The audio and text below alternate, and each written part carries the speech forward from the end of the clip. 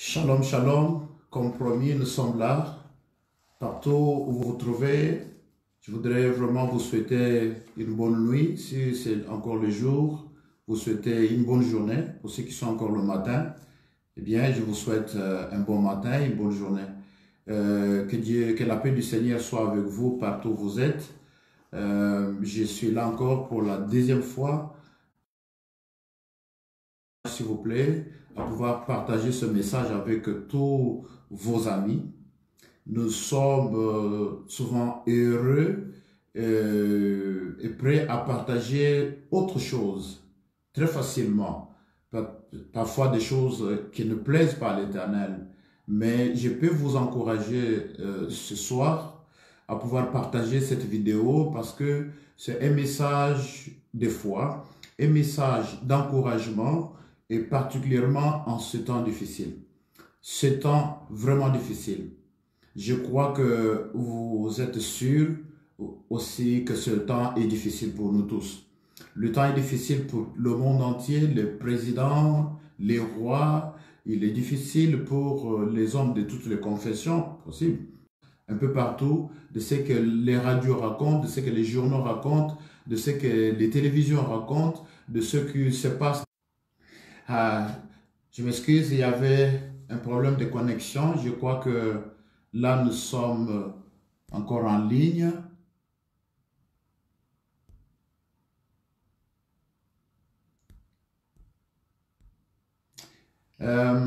J'espère que... Alors, vous êtes en train de suivre, ok, merci. J'ai comme l'impression que la ligne est revenue. Je ne sais pas de quoi il s'agit au juste, mais je crois que c'était un petit problème de connexion. Alors, donc, c'est un message d'encouragement, comme je disais, vraiment approprié pour ce temps.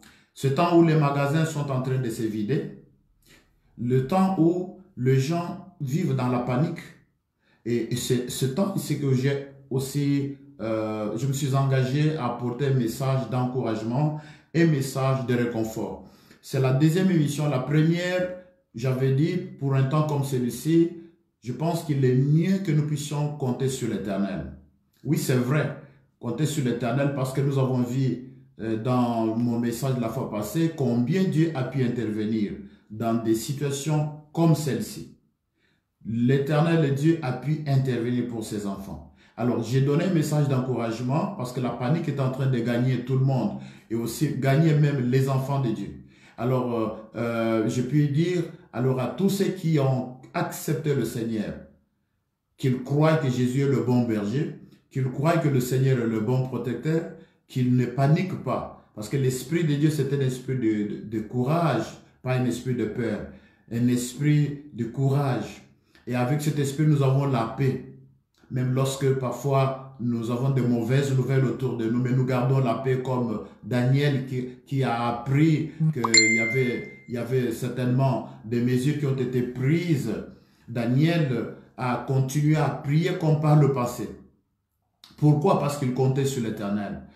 Rappelez-vous aussi d'un homme de foi comme David, malgré les troubles qu'il a connus dans sa vie. Mais David ne faisait que confesser au fond de lui-même que l'Éternel est son berger.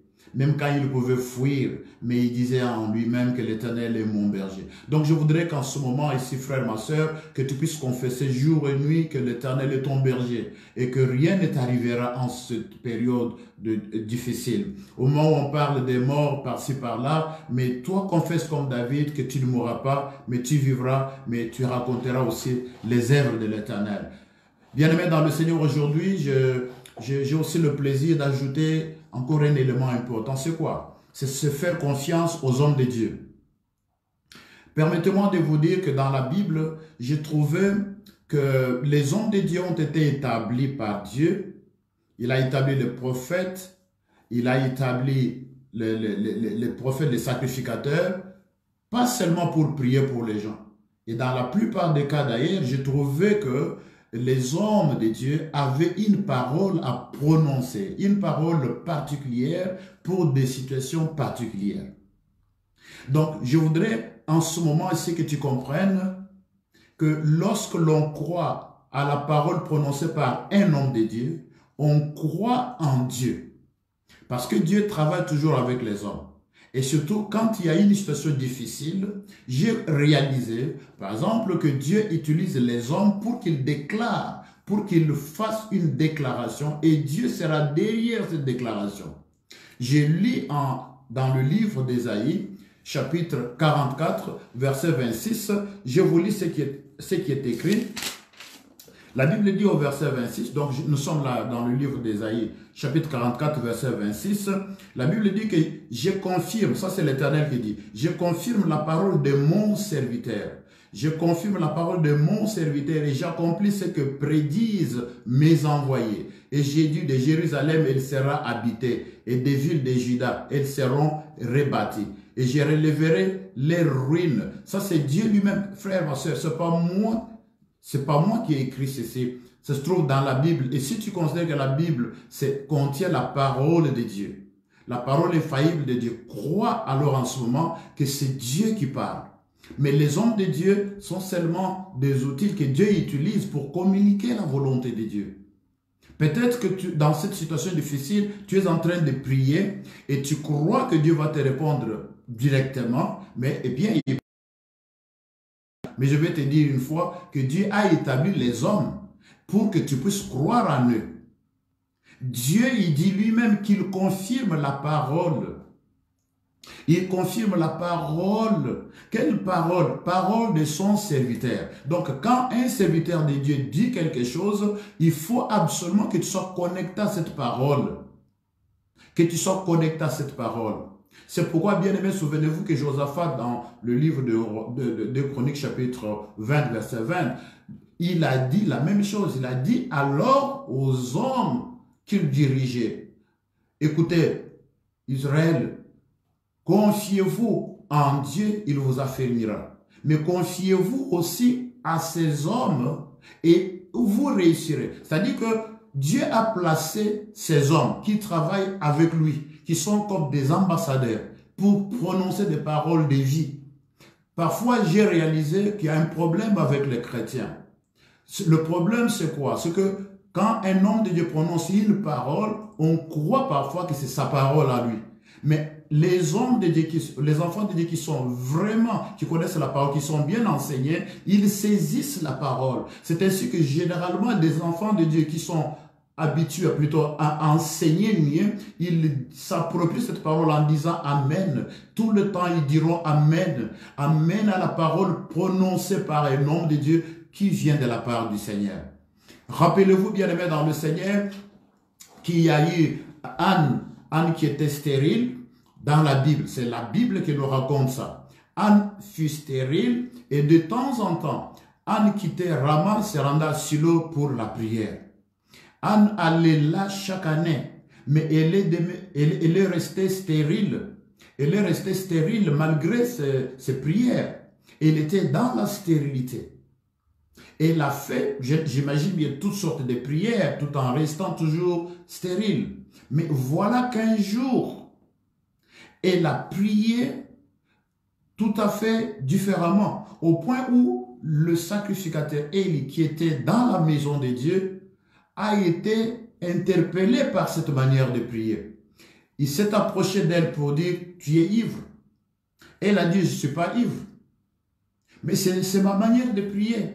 Aujourd'hui, parce que je suis une femme avec l'amertume dans mon cœur, c'est la prière. Mais cette prière n'avait pas changé. Je sais que Dieu répond par la prière, mais Dieu aussi répond à travers des déclarations faites par les hommes de Dieu.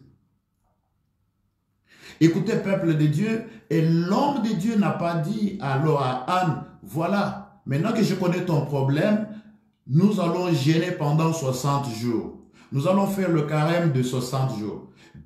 L'homme de Dieu n'a pas dit, écoutez, comme il en est ainsi, tu vas m'apporter ceci, cela et nous allons entrer en prière. Il n'a pas dit ça, mais au contraire, il a prononcé une parole. Une seule parole qui était capable d'arrêter la stérilité dans la vie d'Anne, de changer son identité. Une simple parole a été prononcée par un homme de Dieu. Alors rappelez-vous aussi que la stérilité qu'avait Anne, ça venait de Dieu lui-même, ça venait pas de sa tante, ça ne venait pas de son oncle, ça ne venait pas de ses parents, ça ne venait pas des liens héréditaires. La Bible nous montre que cette stérilité venait de Dieu. Mais écoutez, peuple de Dieu, la stérilité qui venait de Dieu a été changée, a été arrêtée par déclaration d'un homme, mais que Dieu avait établi. Pourquoi? Parce que Dieu est fidèle. Comme il est écrit dans le livre d'Ésaïe chapitre 44, verset 26, que lui, il confirme la parole de son serviteur. Parce que son serviteur a dit, et Dieu lui-même a changé sa décision. Je vais dire à quelqu'un, frère, ma soeur, que ne négligeons pas les paroles qui sont prononcées en ce temps par les hommes de Dieu. Moi, je crois que lorsqu'un homme de Dieu dit « tu ne mourras pas, tu vivras », tu dois sauter là où tu es, tu dois dire « Amen ». Tu dois recevoir cette parole avec foi et conviction, que ça ne vient pas de l'apôtre André, ça ne vient pas de pasteur Dikaï, ça ne vient pas de pasteur René, pasteur Boniface, ça vient tout droit de Dieu. C'est Dieu qui m'a parlé aujourd'hui. Je ne mourrai pas, j'y vivrai. Regardez la foi qu'avait cette femme Anne. La Bible dit que après avoir écouté cela, son visage ne fut plus le même. Qu'est-ce que cela veut dire? Ça veut dire qu'elle a cru à la parole, elle a accepté cette parole, elle a cru que, en tout cas aujourd'hui, je suis déjà mère. Elle a changé son attitude. J'imagine bien quand elle est rentrée chez elle à la maison à Rama, avec joie. Les gens pouvaient s'inquiéter, sa rivale pouvait dire, mais c'est quoi? Pénile pouvait dire, mais c'est quoi? Qu'est-ce qui a changé? Elle est toujours partie dans la maison de Dieu. Paul, qui a été prononcé par un homme de Dieu qui a changé sa vie. Qui a changé déjà sa vie. Je vais dire à quelqu'un au nom de Jésus, pendant ce temps difficile, où les magasins se vident, pendant ce temps où le seul langage, c'est pas quoi là, ce que vous connaissez vous-même. Mais je vais te dire, frère, dans ce temps difficile, crois à cette parole, que toi tu ne mourras pas, tu vivras. Là où tu es, dis Amen. Dis Amen parce que ce n'est plus une parole qui vient de moi. Moi aussi, je crois à cette parole. Je crois sincèrement que Dieu te gardera, Dieu me gardera et nous n'allons pas mourir, mais nous vivrons. Nous vivrons. Et si tu avais eu l'attitude de tristesse, de panique pendant tous ces jours ici passés, à partir d'aujourd'hui, à partir de cette nuit, réjouis-toi parce que tu as un bon berger qui te gardera. Vous savez, bien aimé, dans notre royaume, à nous, les choses sont complètement différentes. Dans le royaume de ce monde, le roi de ce monde, sont gardés par leurs sujets. Lorsque vous êtes roi, ce n'est pas les princes ou les autres rois qui viennent vous garder. Ce sont vos sujets qui viennent vous garder. Ça se passe comme cela. C'est comme ça qu'il y a des sujets, des gens qui travaillent pour les rois, les reines. Mais dans notre royaume, il y a des principes qui sont différents de ce royaume, de ce monde. Notre royaume, comme il n'y a pas de royaume sans roi, nous avons un royaume et notre roi, c'est le roi des rois, le Seigneur des seigneurs. C'est lui le roi des rois. Et écoutez, les choses sont différentes. Nous n'allons pas le garder. Nous ne montons pas la garde dans la cour royale. Mais au contraire, c'est le roi des rois lui-même qui nous garde. Réjouis-toi parce que tu es gardé par le roi des rois, le Seigneur des seigneurs. Écoute, frère, ma soeur, c'est pour cela que tu dois te réjouir. Et d'ailleurs, quand lui nous garde, il nous garde bien. Il est le bon berger. Il nous garde bien. Personne ne peut te ravir de la main de l'Éternel. D'ailleurs, ne dors pas et ne sommeille pas. Cela veut dire qu'il est toujours en train de veiller sur toi, en train de veiller sur nous, en train de veiller sur ta vie. Pendant ce temps difficile où tu te poses des questions, mais qu'est-ce qui va devoir arriver? Tu vois les magasins se vider, tu vois les gens monter, aller à gauche, à droite. Vous voyez vraiment, il y a la panique qui a gagné le monde entier, même dans le milieu chrétien. Mais je vais dire à tous les chrétiens partout au monde, je vais vous dire, frère, ma soeur, comptons sur l'Éternel, le bon berger, lui qui a donné son sang, qui est le véritable vaccin pour nous. Le sang de Jésus, c'est le vaccin que nous avons, le vaccin universel contre toute forme de virus, le sang de Jésus. Bien-aimé dans le Seigneur, je voudrais vraiment encourager quelqu'un cette nuit. Je voudrais encourager quelqu'un ce soir. Je voudrais encourager quelqu'un ce matin. Ça dépend de là où vous êtes, mon frère, ma soeur. Je voudrais vous encourager. Pendant ce temps, il faut penser à l'Éternel et les bonnes paroles qui sont déclarées. Peut-être que tu vas dans une église. Je suis sûr que le pasteur, ton pasteur a fait des déclarations comme celle-ci. Crois à ces paroles. Il ne faut pas croire que ce sont des slogans inutiles, mais ce sont des paroles, des confessions de foi. Et Dieu agit au travers de cette confession de foi.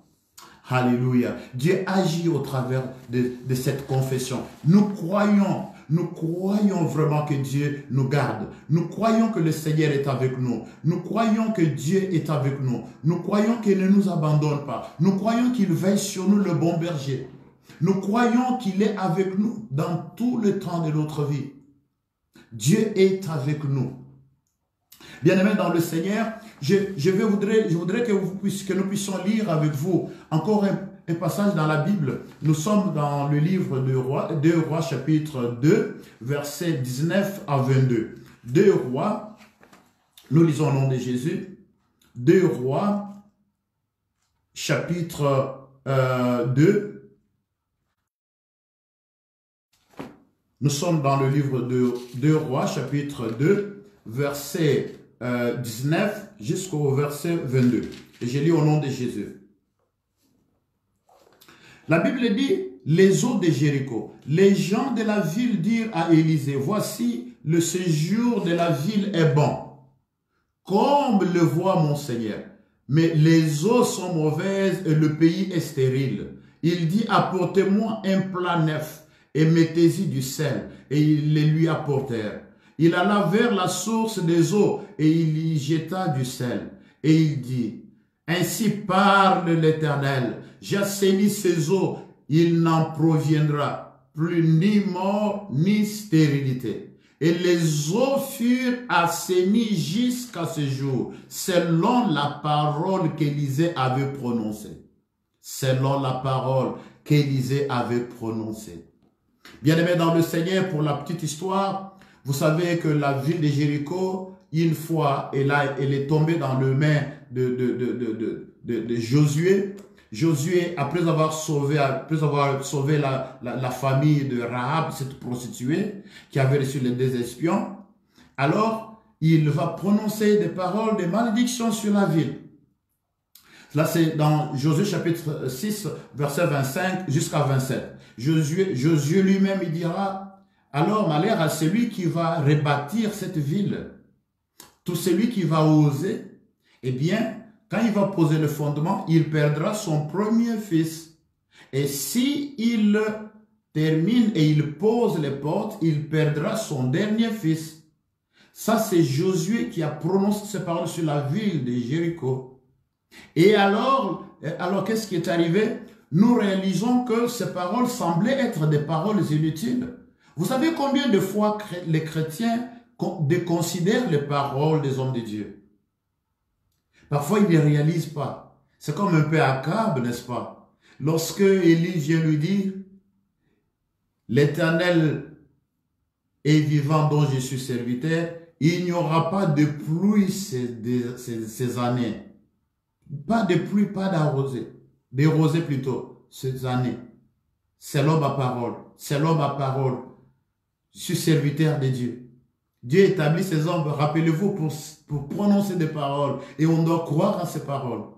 Alors, le roi Akab n'a pas pu vraiment prendre cela en considération parce qu'il se disait, mais cet homme est avec moi sur la terre. Mais il parle de la pluie, il n'a pas de contrôle de la pluie.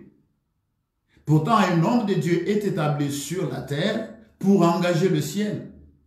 Vous savez, il y a des fois où nous prêchons la parole de Dieu, les hommes disent Amen. Moi, je suis convaincu, je n'ai jamais été au ciel, mais je suis convaincu, il y a des moments où nous prêchons la parole et le ciel tout entier, les anges et Dieu, l'Éternel lui-même, tous disent Amen.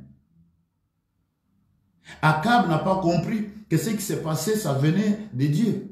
Il a négligé, c'est pourquoi on n'a pas pu l'arrêter, on l'a laissé aller. On l'a laissé aller et pourtant le ciel était fermé sur déclaration de l'homme de Dieu. Bien-aimé dans le Seigneur, Akab s'en est allé Élie est parti et on a réalisé les conséquences après, qu'il n'y a pas eu de pluie.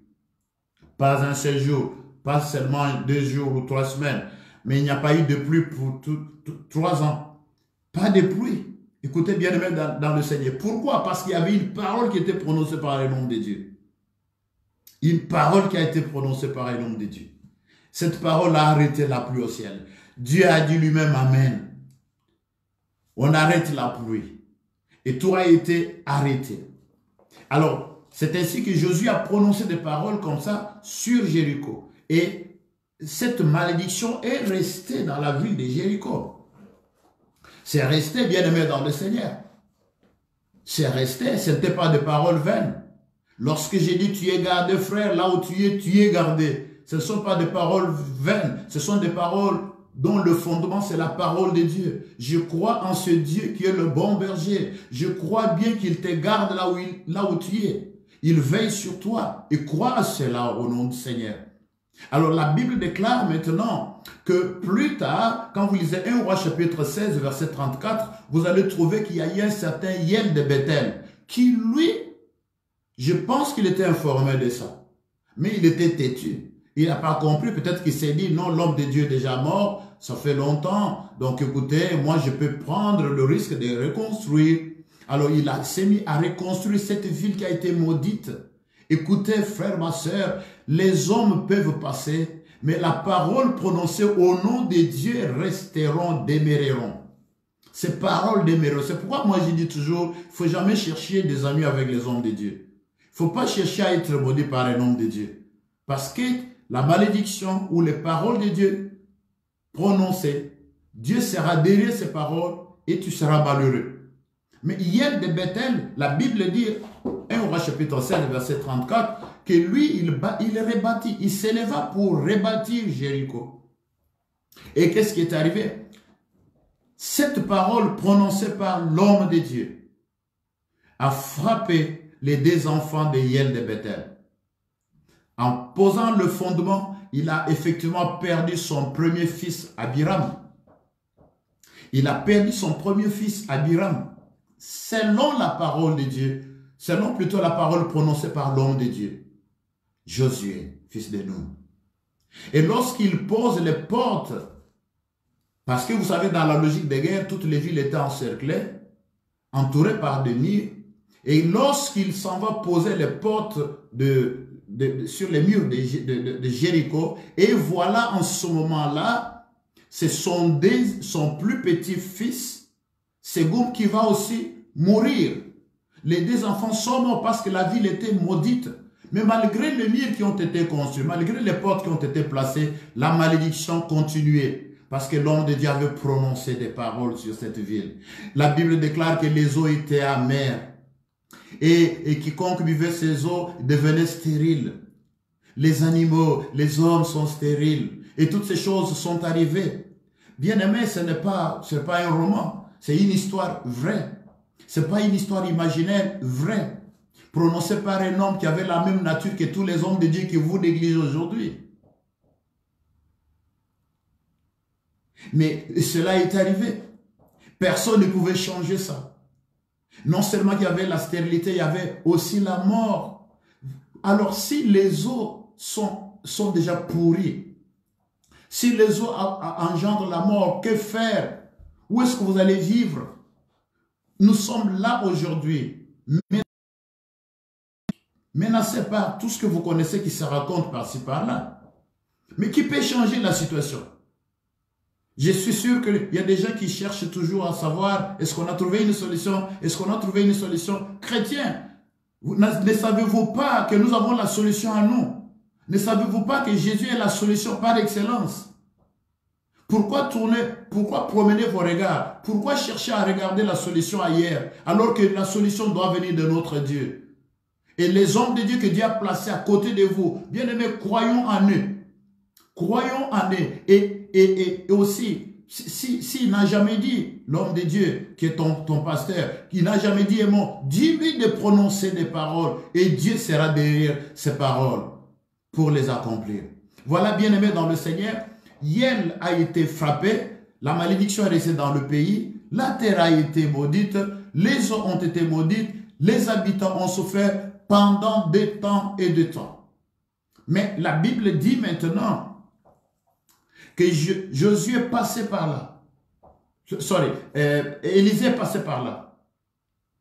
Élisée est passé par cette ville. Et lorsqu'il est entré dans la ville, la Bible dit que les hommes de Jéricho sont venus le voir. Les gens de la ville sont venus voir Élisée. Ils sont venus voir Élisée. Pourquoi aller voir Élisée? Élisée était-il un chimiste? Je suis venu dire à quelqu'un, un homme de Dieu a la solution en lui. Je peux ne pas être un économiste. Mais celui qui est à moi, c'est un économiste par excellence. Je peux ne pas être un docteur. Mais Dieu m'a donné un pouvoir pour guérir toute maladie. À mon nom, vous imposerez les mains sur les malades seront guéris. C'est la parole du Seigneur, ce n'est pas ma parole. Le problème avec la foi, c'est que parfois, je pense que certaines personnes peuvent considérer ça comme une folie. C'est tout à fait normal. J'accepte ça. Mais tant que cela est écrit, moi je crois à ce qui est écrit. Élisée, qui était-il? Avait-il changé les eaux quelque part, Élisée? Les eaux étaient amères. C'est peut-être un problème que l'on puisse prendre l'échantillon de ces eaux, aller étudier dans un laboratoire et puis trouver une solution. Mais Élisée servait le créateur des eaux, le créateur de l'univers, le créateur de toutes choses, visibles et invisibles. Et ces hommes, frères, ma soeur, ils sont allés voir l'homme de Dieu. Combien de fois pour ton problème particulier, tu es déjà allé voir l'homme de Dieu pour lui parler particulièrement? Tu penses peut-être, non, si je vais lui parler, ça sera connu de tout le monde. Peut-être si je lui parle, il connaîtra mon secret. Mais garde-le. Va mourir avec tes hommes. Mais ces hommes ont bien fait pour aller voir l'homme de Dieu. Je ne sais pas s'ils avaient prié. Je ne sais pas. Mais ce que la Bible nous raconte, c'est qu'ils sont allés voir un homme de Dieu. Ils sont allés voir Élisée en qualité d'homme de Dieu. Vous savez, il y a des paroles que nous prononçons avec joie, avec courage, avec foi en tant que serviteur de Dieu. Lorsque j'ai dit en tant que serviteur de Dieu, j'ai dit une chose, bien aimé, moi j'ai toujours vu cela s'accomplir. Je ne vais pas parler de moi parce que j'ai peur d'être taxé d'orgueilleux, je ne sais pas quoi, mais c'est loin de moi. Loin de moi ce sentiment-là. Je voudrais garder ma ligne de conduite, mais je voudrais vous parler du Seigneur. Je voudrais parler du Seigneur. Il y a des hommes de Dieu partout au monde. Et ces hommes-là, je suis sûr qu'ils connaissent ce que je suis en train de dire. Il y a des choses, il y a des femmes qui ont enfanté, pas par une prière, par une déclaration de foi. Voilà pourquoi, bien-aimés dans le Seigneur, il est très important que pendant ce temps difficile, pendant ce temps où les magasins se ferment, pendant ce temps où les frontières se ferment, pendant ce temps où j'ai eu du mal, où nos frères ailleurs en France, en Belgique, ne savent même pas se réunir. Bien-aimés dans le Seigneur, les églises se ferment. Pendant ce temps, j'ai du mal. Mais je sais une chose, que la solution est dans votre bouche, homme de Dieu. Déclare de bonnes choses sur les brebis que le Seigneur vous a confiées. Déclarez une chose. Déclarez cette chose et cette chose va arriver. Déclarez la protection divine. Mais ils sont allés voir l'homme de Dieu en qualité d'homme de Dieu. Ils sont allés le voir comme homme de Dieu. Homme de Dieu, voici la vérité dans cette ville de Jéricho. Le séjour est bon comme vous voyez, mais les eaux sont mauvaises. Si vous réalisez bien, la vie est en train de commencer un peu à nous dégoûter, un tout petit peu. Pourquoi? Parce que les nouvelles ne sont pas bonnes, n'est-ce pas? Parce qu'à la radio, c'est à chaque minute, non, on va parler, on va donner donc une nouvelle, non, disons, le update sur la situation sur le terrain. Et les gens sont tellement intéressés. Il y a bien des gens qui dorment, avant de dormir, ils vont d'abord ouvrir la télévision pour regarder où est-ce qu'on en est. Il y en a qui pensent toujours attendre qu'est-ce que le Premier ministre a dit, qu'est-ce que le président a dit, qu'est-ce qu'on a dit, qu'est-ce que le ministre de la Santé a dit. Mais ici, on n'était pas allé voir le ministre de la Santé. Mais Élisée n'était même pas ministre de la Santé aussi. Élisée, qui était-il? Frères et sœurs, Élisée était un homme de Dieu, mais ils sont allés le voir, ils lui ont exposé le problème. Voici le problème. Voici le problème. Le séjour est bon, mais malheureusement, les eaux sont mauvaises et le pays est stérile. Les eaux sont mauvaises et le pays est stérile. Et Élisée avait la solution. Gloire au Seigneur. Élisée avait la solution. Élisée n'a pas dit, mais alors venez me chercher pourquoi. Homme de Dieu, ouvre la bouche, tu as une parole pour tes brebis. Tu as une parole pour ce que le Seigneur t'a confié. Tu as une parole pour ces temps difficiles. Nous, hommes de Dieu, partout où nous sommes, unissons-nous, mettons-nous debout, prononçons des paroles de foi sur tout ce que le Seigneur nous a confié. Ne soyons pas nous-mêmes dans la panique. Ne soyons nous-mêmes pas le premier à fournir les informations à nos frères et sœurs, ce que le Seigneur nous a donné pour les décourager. Voilà ce que j'ai entendu, voilà ce qui se passe, voilà ce qui se passe en Israël, voilà ce qui se passe en Chine, voilà, et vous paniquez tout le monde. Mais nous devons apporter la parole de foi. Vous savez qu'ici, ce qui était possible, ce que Élisée pouvait dire à ces gens, mais changez quand même de pays. Changez de pays. Laissez ces eaux tranquilles, allez-vous-en. Mais il a dit, apportez-moi un plat neuf et mettez-y du sel. Et ils lui apportèrent. Il alla vers la source des eaux. Il alla vers la source des eaux. Et il y jeta du sel et dit, ainsi parle l'Éternel. Homme de Dieu, tu as été établi pour parler de la part du Seigneur. Vous savez, en tant qu'homme de Dieu, une petite parenthèse, en tant qu'homme de Dieu, nous ne sommes pas Dieu-homme. Nous sommes hommes de Dieu. C'est-à-dire, nous sommes des hommes ordinaires, c'est vrai, tirés parmi tous les autres hommes ordinaires, mais mis à part pour servir le Seigneur, appelés et établis, et pour être utilisés par le Seigneur comme ambassadeurs. Bien-aimés, nous sommes séparés, nous sommes différents de Jésus qui lui est Dieu homme. Dieu homme, nous sommes hommes de Dieu. Mais la bonne chose, c'est que nous travaillons avec le Seigneur. La bonne chose, c'est que nous engageons le Seigneur. La bonne chose, c'est que nous pouvons parler en son nom. La bonne chose, c'est, imaginez, ça n'a jamais existé quelque part dans la Bible, quelque part. Mais Élisée, lui, qu'est-ce qui se passe? Il se met à demander qu'on lui apporte le sel. Qu'on lui apporte le sel.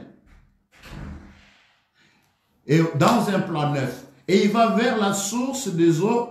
Il y jette du sel et il dit, ainsi parle l'Éternel. Frère, ma soeur, là où tu es, où tu me suis, je te dis, ainsi parle le Seigneur. Tes eaux sont assainies. Ton entourage est assaini au nom de Jésus. Ainsi parle l'Éternel. Là où tu es, crois-le, Dieu, amen. Ton environnement est assaini au nom de Jésus. La parole de Dieu est la solution par excellence pour de moments pareils. Je te dis au nom de Jésus, tu ne mourras pas encore. Parce que ce sont ces eaux qui étaient la source alors de la mort, de la stérilité. Et Élisée s'en va vers la source avec un plat et le sel. Ça semble être ridicule, n'est-ce pas? Pour les eaux qui sont amères et que toi tu amènes une petite quantité de sel. Une petite quantité de sel. Écoute frère, ma soeur, c'est pas le sel, mais c'est la parole du Seigneur. Dieu a parlé. Ainsi parle l'Éternel.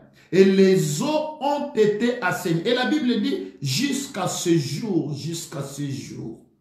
la solution de toute une population, la solution plutôt pour toute une ville, la solution pour tout un pays, peut se trouver dans la bouche d'un homme de Dieu. Dans la bouche d'un homme de Dieu. C'est pourquoi, Église, nous devons savoir compter sur la parole. Et lorsque tu vois un homme de Dieu, frère, ma soeur, attention, tu peux le négliger parce que tu le considères comme un homme. C'est vrai, il est un homme. Mais attention, il est un homme de Dieu. En qualité d'homme de Dieu, écoute, frère, ma soeur, les paroles qu'il prononce, tu dois le recevoir. Tu dois le recevoir. Tu dois le recevoir. Église de Dieu, tu dois recevoir cela. Je donne un petit témoignage.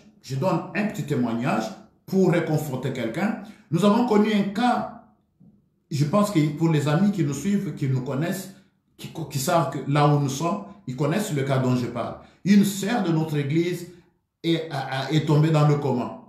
Et alors, c'était un moment difficile, vraiment difficile. J'ai pu interdire même aux gens de ne plus aller à l'hôpital pour la voir. Parce que si vous voyez comment elle était, il fallait avoir une grande foi. Il fallait avoir une grande foi. Mais pour les quelques personnes qui ont réussi à partir, ils ont tout simplement, il y en a même qui sont venus me dire non, non, Assa Keinae, donc elle est déjà décédée. J'ai dit non, elle ne va pas mourir. Elle ne va pas mourir. Je suis arrivé à déclarer le jeûne de prière à l'église. Et nous avons jeûné pendant 3 jours. Le 3e jour, pendant que j'étais à la chaire, le Seigneur m'a parlé, il m'a dit que je dise à l'église que Dieu nous a donné un témoignage. Et que ce cas de notre sœur, Vicky, qui était dans le coma, Dieu l'a guéri et c'est un témoignage qu'il nous a donné. Je n'ai pas eu honte de le dire, malgré la situation plus grave, mais j'ai compté sur l'Éternel parce que le Seigneur me l'a dit. Je vais le dire avec force. Je l'ai dit à tout le monde et les guéris, Dieu nous a donné un témoignage. J'ai communiqué à l'église, j'ai regardé les attitudes des gens parce que tout le monde, ceux qui sont à l'église, tous ne croient pas ou tous n'ont pas le même niveau de foi. Mais il y a des gens qui ont cru, qui ont acclamé. Et la même nuit, nous sommes partis à l'hôpital pendant qu'elle était dans le coma, où le médecin désespéré. Pendant le temps où il y avait beaucoup d'autres malades là-bas qui mouraient, qui perdaient la vie tous les jours. Voilà, nous sommes arrivés, j'ai commencé à prier. Pas seulement moi, mais le pasteur, mon pasteur assistant et mon épouse Angèle Diba. Nous étions là, le pasteur René Kabbalah, nous étions là. Et j'ai mis ma main sur elle. Et j'ai commencé à prier par la foi. J'ai commencé à prier. Je commence à prier et j'ai dit, Seigneur, donne-nous, parce que tu as parlé, donne-nous ce témoignage. On entend parler de Lazare dans la Bible. Nous voulons voir cela. Nous voulons voir que cette dame soit notre Lazare aujourd'hui. Et lorsque j'ai prié, elle a ouvert les yeux et j'ai couru pour aller annoncer au médecin qu'elle est revenue à la vie. Elle est vivante, elle est avec nous, elle est dans la chorale aujourd'hui. 1 mois après, elle était dehors. Après examen, elle était complètement bien portante et il n'y avait aucun mal en elle jusqu'à aujourd'hui. Frère, regardez ce que Dieu peut faire à travers des déclarations. Voici ce que Dieu peut faire. Le plus grand problème avec nous chrétiens aujourd'hui, c'est que chacun croit toujours qu'il peut parler à Dieu. Il peut parler à Dieu. Le Saint-Esprit est avec nous, c'est vrai, frère, ma soeur. Mais pourquoi Dieu a établi ces hommes? Dieu a établi les hommes pour des situations pareilles, pour des moments comme celui-ci. Élisée est entré dans cette ville et les eaux ont été assainies. La situation a été changée. La situation a été changée. Ce soir, moi, je crois de tout mon cœur que la situation de notre pays, Angleterre, va changer au nom de Jésus. Je crois de tout mon cœur que les églises ne vont pas se fermer au nom de Jésus. Je crois de tout mon cœur que les églises qui ont été fermées en France, en Belgique, partout vont réouvrir au nom de Jésus. Je crois de tout mon cœur que les frères et sœurs qui pensent qu'ils seront emportés par le virus, ils ne vont pas mourir au nom de Jésus. Une solution sera trouvée au nom de Jésus. Au nom de Jésus, une solution sera trouvée. Après la traversée des eaux, après plutôt la traversée de la mer Rouge, la Bible parle que les enfants d'Israël sont arrivés à Mara. Et là, les eaux étaient amères. Ils ont commencé à murmurer. Nous allons mourir, nous n'avons pas d'eau à boire, voilà, dans le désert. Frère, ma soeur, en ce temps, ne cherche pas à murmurer, tu as un Dieu. Invoque-les. Prions ensemble, prions avec nos familles, prions pour nos familles, prions pour nos enfants, prions pour notre église. Ne soyons pas dans la distraction. Ne soyons pas dans la solution ne va pas venir du Premier ministre, ne va pas venir de médecins, de tout ça. La solution vient de Dieu. Parce que si Dieu le veut, il permettra qu'un vaccin sorte. Si Dieu le veut, il permettra qu'un médicament sorte. Si Dieu Dieu le veut, il éloignera même cette maladie de vous. Il éloignera le fléau de vous. Mais la Bible déclare qu'il murmurait. Mais Moïse, lui, il a choisi d'aller invoquer Dieu. Moïse, lui, a cherché. Alors, pourquoi murmurer alors que vous savez que vous avez un homme de Dieu parmi vous? Les hommes sont allés ailleurs alors que la solution était avec Dieu, mais avec Moïse. Moïse a parlé à Dieu et Dieu lui indiqua un bois. Ça c'est mystérieux, n'est-ce pas? Quand Dieu veut répondre à la prière, il utilise n'importe quel moyen. Regardez ici, qu'est-ce que signifie le plat? 9. Qu'est-ce que signifie le sel? On peut utiliser toutes les théories, toute forme de code pour décoder, toute forme de technique pour décoder ce message. Mais en vérité, le plat 9 plus le sel, c'est rien. Mais c'est la parole de Dieu qui était derrière. Parce qu'Élisée a dit, ainsi dit l'Éternel. Et Dieu a aussi parlé devant les eaux de Mara. Il a dit, voilà, voici le bois. Prends seulement le bois, va jeter là. Et quand il a pris ce bois, il est allé jeter dans les eaux. Les eaux de Mara ont été changées en eau potable. Les mêmes eaux. Le même pays où tu vis, frère, ma soeur, je ne vais pas fuir. Les eaux vont redevenir potables. La mort n'aura pas encore son pouvoir sur toi. Finis la mort au nom de Jésus. Et si tu me crois, dis Amen là où tu es. Bien-aimé dans le Seigneur, au temps difficile, comptons sur l'Éternel. Élisée, vous voyez, en Samarie, Samarie était barricadée par Ben-Hadad, le roi de Syrie. Après avoir tenté comment s'infiltrer, il n'a pas su. Il a eu la révélation qu'il y avait un homme de Dieu en Samarie. C'était Élisée, un homme de Dieu. Cet homme de Dieu-là avait la révélation. On lui apprend que même ce que vous proposez dans votre chambre à coucher là-bas, cela lui est rapporté et lui va dire ça au roi. On va chercher Élisée. Mais parce qu'on n'a pas réussi à l'avoir, à l'attraper, voilà que le roi va décider d'assiéger la Samarie. Il va décider d'assiéger la Samarie. Et il a assiégé la Samarie, il y a eu la famine. Les gens mouraient. Pas de sortie, pas d'entrée en Samarie. Mais la solution est venue d'où?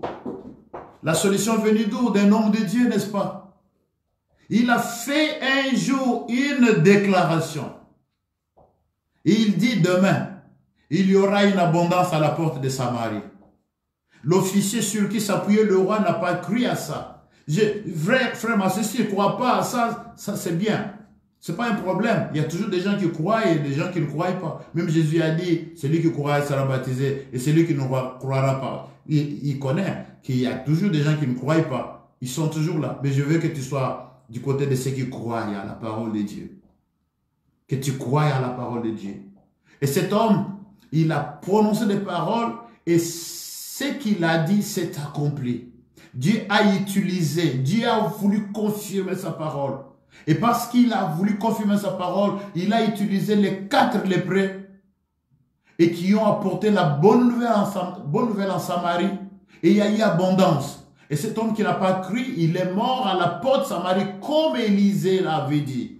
Ô Église de Dieu, en ce temps difficile, je suis venu pour te dire, n'oublie pas la prière, n'oublie pas la prière. N'oublie pas de compter sur les promesses de Dieu. N'oublie pas cela, bien-aimé, pas du tout. N'oublie pas de lire la parole. Approprie-toi les promesses qui sont dans la parole de Dieu. Toutes ces promesses, c'est pour toi, c'est pour moi. Il n'y a rien de neuf. Ce qui arrive aujourd'hui, c'est déjà arrivé aussi. Des menaces de mort, c'est déjà arrivé. C'est déjà arrivé. Mais aussi la délivrance de l'Éternel, c'est aussi arrivé dans la Bible, frère. La Samarie a été délivrée. Jéricho a été délivré par un homme de Dieu. Par un homme de Dieu. Voilà pourquoi la Sunamite était très sage. Lorsqu'elle a vu pour la première fois Élisée, elle a dit à son mari, cet homme, c'est un homme de Dieu. Cela veut dire qu'elle était en train de chercher le vrai homme de Dieu pendant ce temps. Ne vous étonnez pas de faux, il y en a toujours. Il y a des gens qui perdent le temps, trop de faux, tout ça. Mais il n'y a pas que de faux pasteurs. Il n'y a pas que de faux apôtres. Il n'y a pas que de faux évangélistes. Mais il y a aussi les faux chrétiens. Les faux sont partout. Le faux et le vrai, c'est comme l'ivraie et le bleu. Ça existe. Quitte à vous d'avoir le discernement. Et cette femme avait le discernement. Gloire au Seigneur. Elle avait le discernement pour comprendre, non, ça là, ça c'est un homme de Dieu. Ça c'est un homme de Dieu. Quel témoignage. Ça c'est un homme de Dieu. Par conséquent, nous allons l'inviter dans notre maison. Chaque fois qu'il viendra ici, qu'il vienne dans notre maison pour y manger. Parce que c'est un homme de Dieu. Nous lui réservons l'honneur. Nous lui réservons une considération parce que c'est un homme de Dieu qui vient. Et vous connaissez ce qui s'est passé. Cette maison a été sauvée, n'est-ce pas, par un homme de Dieu. Église de Dieu, croyons en Dieu. Pendant ce temps difficile, que ces paroles que je viens de partager avec vous soient la base de votre foi. Ne tremblez pas, ne paniquez pas. Je prononce plutôt une parole de foi dans votre vie. Croyez en Dieu. Croyez en Dieu. Que vos cœurs ne se troublent pas. Pendant ce temps ici, où les magasins se vident, pendant ce temps où vous vous dites, peut-être que nous serons enfermés dans la maison, ça ne vaut pas comment nous allons manger. Écoute mon frère, ma soeur, le lendemain appartient à Dieu. Dieu lui-même prendra soin de nous, prendra soin de ses enfants. En ce qui concerne la mort qui menace, oui, ce nom-là, ce virus-là qui donne la mort, tu as peur de ça. Mais je vais te dire une chose, même ce virus-là, a peur de celui en qui j'ai cru, celui en qui toi tu as cru. Parce que lui donne la vie. Si lui donne la mort, mais Jésus donne la vie. Et il donne la vie. Et la bonne nouvelle aussi c'est quoi? C'est que Jésus qui donne la vie, il est le nom merveilleux, le nom au-dessus de tous les noms. Il est le roi des rois, il est le Seigneur des seigneurs. Donc pendant ce temps, multiplions nos prières, comptons sur l'Éternel, ne nous éloignons pas de Dieu, comptons sur les promesses de Dieu. Et les hommes de Dieu, frères, ma soeur, prononçons des paroles de paix, des paroles de foi dans la vie de tous ceux qui sont en train de trembler pendant ce temps. Moi, je réalise qu'il y a beaucoup plus de panique, tout simplement. On dirait que le virus lui-même, il est moins fort que la panique. Si bien que la panique va tuer certaines personnes. Mais toi, n'aie pas la panique. Ne panique pas. Mais au contraire, garde la foi. Compte sur l'Éternel. Que Dieu vous bénisse partout où vous êtes. Que mon Seigneur vous bénisse. Passez une bonne nuit sous la couverture divine. Au nom de Jésus de Nazareth. Amen.